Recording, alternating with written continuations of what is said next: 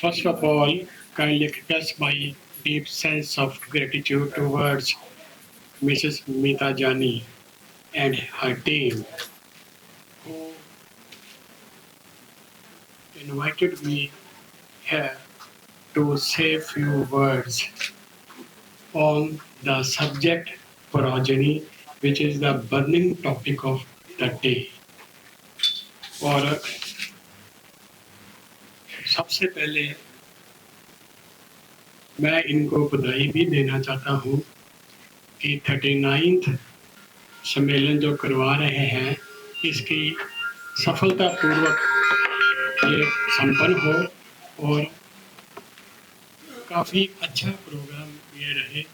हम लोग यहाँ पे कुछ सीखने आते हैं और अपने कुछ जो विचार हैं वो आपको बताने आते हैं। विचारों में मतभेद या कमी त्रुटि हो सकती है, लेकिन मन से हम जो हमें आता है, जो हम सीखते हैं या जो बच्चों को पढ़ाते हैं वो वही बताएंगे।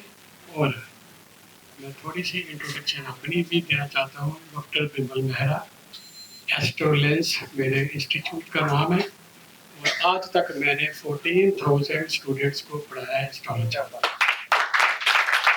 पिछले 28 ईयर्स से मैं बच्चों को पढ़ा रहा हूँ और मेरे बच्चे देश विदेश में अपना रोजी रोटी कमा रहे हैं, खा रहे हैं।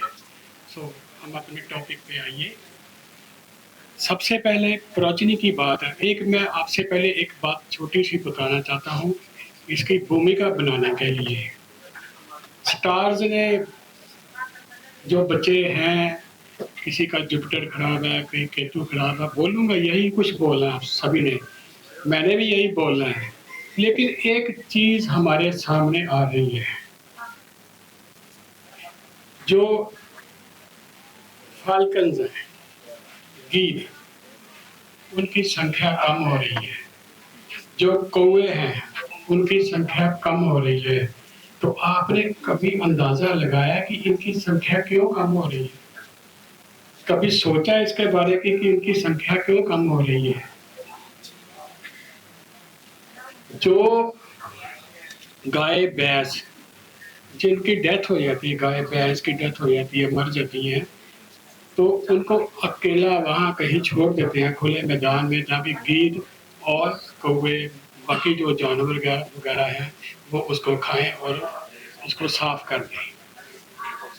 लेकिन जब हम गाय को ज़्यादा दूध लेने के लिए इंजेक्ट करते हैं दवा, तो वो दवाई जो है वो इनको इम्पोटेंसी की ओर लेके जा रही है। तो क्या जो बच्चे हमारे युवा आज दूध पी रहे हैं या जो उनका ही कोई बीफ खा रहे हैं, तो क्या उनमें इम्पोटेंसी नहीं आ सकती? तो ज्योतिष यहाँ क्या करेगा? मेरी बात ये एक भूमिका है कि ज्योतिष ने तो जो काम करना है, एक हॉरोस्कोप तो जो बताती है वो बता ही रही है, लेकिन ये हमारा एक पॉइंट है कि कैसे हम अपना नुकसान अपने आप ही कर रहे हैं। आगे चलते हैं कि अब हम ज्योतिष के ऊपर चलते हैं कि सबसे पहले हमने ये कुंडली में देखना होता है कि कुंडली क्या प्रॉमिस कर रही है।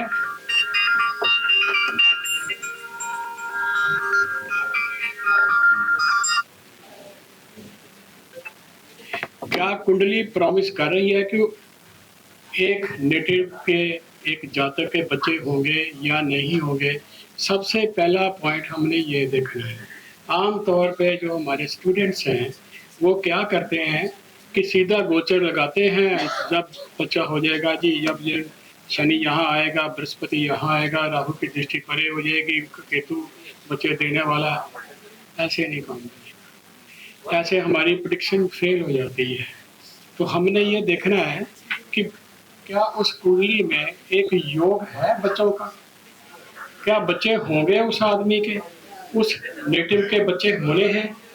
दूसरा हमने देखना है कि बच्चे जल्दी हो गए या लेट हो गए या नहीं हो गए।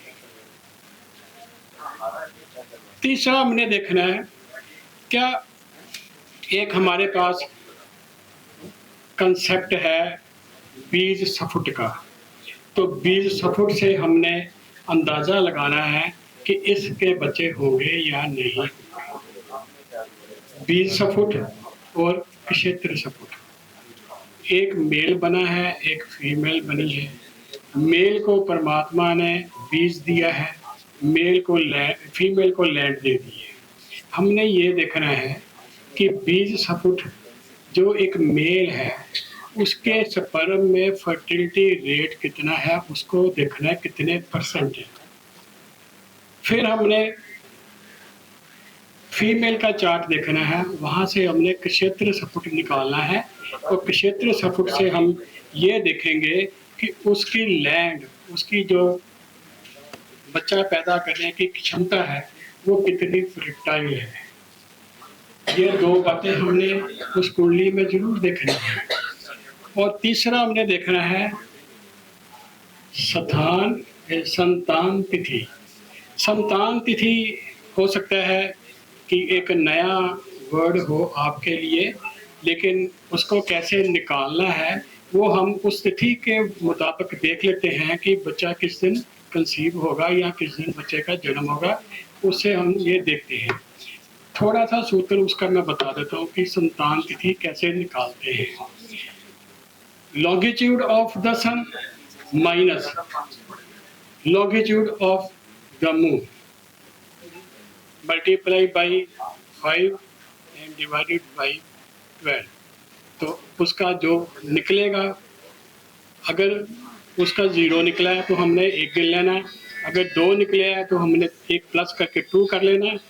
और इस तरह से हमने उसका ये देखना है कि संतान तिथि क्या निकली है।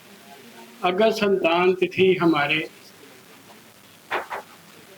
ऑड निकलती है तो बच्चा हो जाएगा, नहीं ऑड निकलती तो फिर बच्चा होने के चांसेस नहीं है। पर इसमें यह देखना है कि हमने प्रधानता जो ली है वो चंद्रमा की ली है, तो चंद्रमा उस दिन शुक्ल पक्ष का होना चाहिए। तो ये इस तरीके से हमने संतान तिथि भी निकालनी है।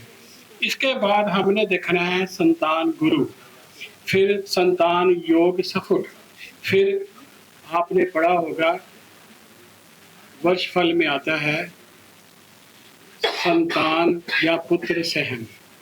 तो पुत्र सहम के बाद हमने सबसे जरूरी बात देखनी है कि हमारे जो पास्ट कर्म है उनका हमें कष्ट तो नहीं लग रहा कि बच्चे नहीं हो रहे। ये हमने सब कुछ देख के इन चीज़ों का हमने आंकलन करके फिर हमने अपनी प्रेडिक्शन देनी है। इससे आगे गया है जातक परिजात अध्याय 3 एंड श्लोक 30 और 31। अगर किसी जातक के कुंडली में 5th हाउस में 4 राशियों का उन्होंने वर्णन किया है। नंबर 1 कर्क राशि, नंबर 2 धनु राशि, नंबर 3 एक्वेरियस राशि, नंबर 4 पाइसेस राशि। 2 गुरु की राशि है, एक गुरु का उच्च स्थान है, और जो एक्वेरियस है वो हमारे जो पुराने सीयर्स हैं, जो हमारे पुराने साधु महात्मा जिनको ज्योतिष देखने की जरूरत नहीं पड़ती थी, उनके पास एक ज्ञान था, सीयर्स थे, तो वो जुपिटर को एक्वेरियस में उच्च का मानते थे। ऐसा ही लिखा हुआ है। मैं अपनी तरफ से ये नहीं कह रहा, जो मैं कह रहा हूँ पूरी थॉरोली स्टडी करके जो शास्त्र बोल रहा है उस तरीके से कह रहा हूँ। ये 4 राशियाँ अगर 5वें घर में आ जाए, एक पॉइंट। दूसरा पॉइंट, 5वें घर से 6ठा, 5वें घर से 8वां, 5वें घर से 12वां, यानी 10वां घर, 12वां घर और चौथा घर, इनमें अगर मेलिफिक प्लैनेट्स आ जाते हैं तो बच्चा होने में प्रॉब्लम आनी शुरू हो जाती है। फिर दूसरा है जो 31 और 31वां क्या कहता है कि अगर इन्हीं राशियों में जुपिटर कहीं भी बैठ जाए कुंडली में, कर्क में, धनु में, एक्वेरियस में, पाइसिस में, कहीं भी बैठ जाए।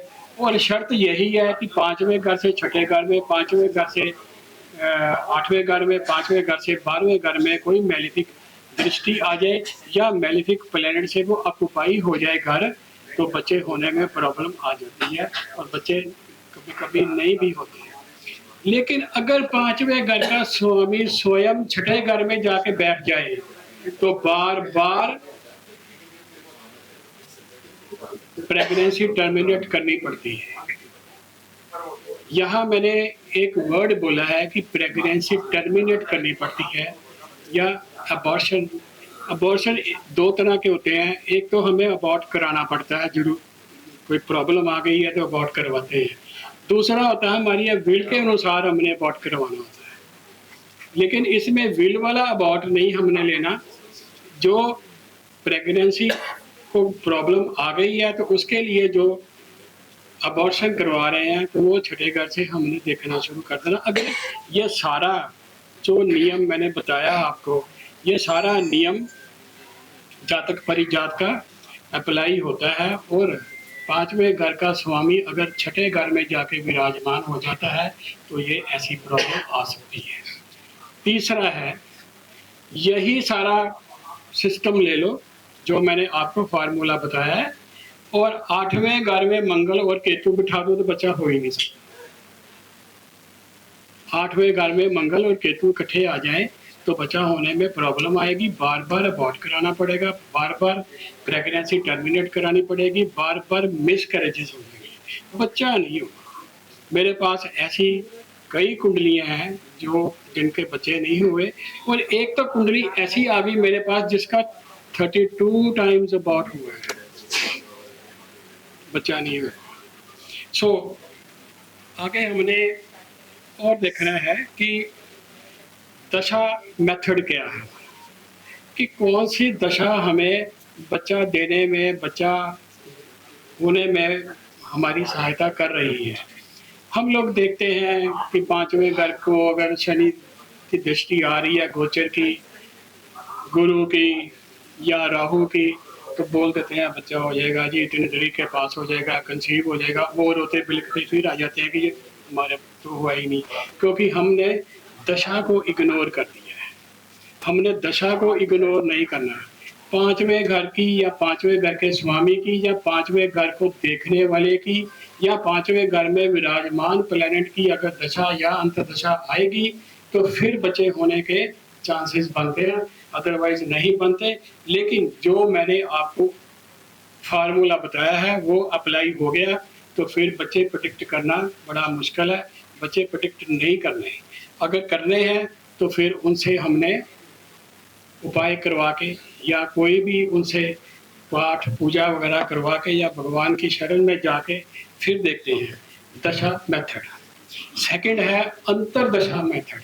अब किसी की शनि की दशा चल रही है 19 साल की, तो 19 साल बच्चे ही नहीं होंगे। अंतरदशा का महत्व है, अंतरदशा को हम देखो। और सबसे जरूरी बात है, we are passing through the age of Kalyug and karmic planets, anybody? And karmic planet is Rahu. तो राहु की कुंडली बनाओ, जैसे हम चंद्र कुंडली बनाते हैं वैसे राहु की कुंडली बनाओ और उस कुंडली के ऊपर अप्लाई करो। उसी कुंडली के ऊपर जो मैंने आपको नियम जातक परिजात का बताया है उसको अप्लाई करो, आपके सामने रिजल्ट आ जाएंगे। D7 के ऊपर यही अप्लाई करो, आपके सामने रिजल्ट आ जाएंगे। सो आपने क्या करना है, D1 पे इसको अप्लाई करना है, राहु की कुंडली के ऊपर अप्लाई करना है, राहु की कुंडली बनाकर अप्लाई करना है, और फिर D7 के ऊपर इसको अप्लाई करना है।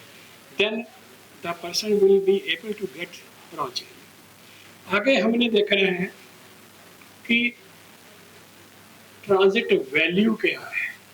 ट्रांजिट तो बन गया, उसकी वैल्यू निकालनी है, प्रोपोर्शनेट वैल्यू निकालो उसकी कि कितने % उसकी वैल्यू, वो कितना काम कर रहा है, तो फिर बच्चे होंगे।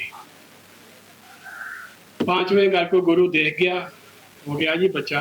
नो, हमने ये देखना है कि उसकी दृष्टि वहां पे कितने % जा रही है, उसमें कितनी वैल्यू है उसकी, उसका कितना उसका कितना उसकी पावर है कि वो बच्चा दे जाएगा या ना दे के जाए। थर्ड हमने देखना है, सबसे महत्वपूर्ण जो है, महत्वपूर्ण तो सारी बातें हैं, अष्टक वर्ग। तो अष्टक वर्ग की सहायता से हमने उसको ये देखना है कि इसकी अगर शनि की हम देख रहे हैं दृष्टि जा रही है, शनि की दृष्टि देख रहा है या बृहस्पति की दृष्टि देख रहा है, अपनी दृष्टि से देख रहा है, तो बच्चे होने के चांसेस हैं। लेकिन अगर उसको अष्टक वर्ग में 0 नंबर मिला हुआ है, 0 बेनिफिक डॉट मिला हुआ है, तो देन फिर बच्चे होने में प्रॉब्लम आ सकती है, फिर भी बच्चे नहीं होंगे। थर्ड हमने ये देखना है कि जो हमारी प्रेडिक्शन है रिगार्डिंग बच्चे के, वो हमारा समय ठीक है। ये तो नहीं है कि मेरा अपना ही गोचर खराब चल रहा है, मेरी अपनी दशा खराब चल रही है, मेरी मान मर्यादा बढ़ नहीं सकती, मेरी डेपुटेशन के ऊपर स्टेक है, तो फिर ऐसी इतनी अच्छी इतनी भयंकर प्रेडिक्शन देने की जरूरत नहीं है। तो ज़्यादा समय ना लेता हुआ आपसे अपनी वाणी को विराम देता हूँ। जय हिंद, जय ज्योतिष, जय मिता जानी।